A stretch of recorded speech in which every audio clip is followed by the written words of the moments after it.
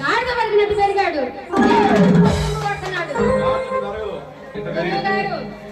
గురువుగారు నేను వెళ్ళిపోతున్నా.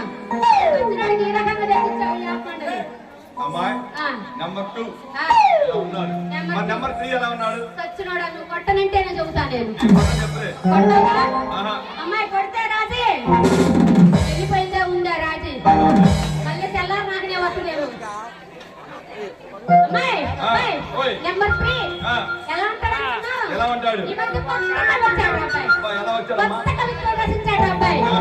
ఎలా ఉంటాడు అనుకున్నా? ఎలా ఉంటాడు?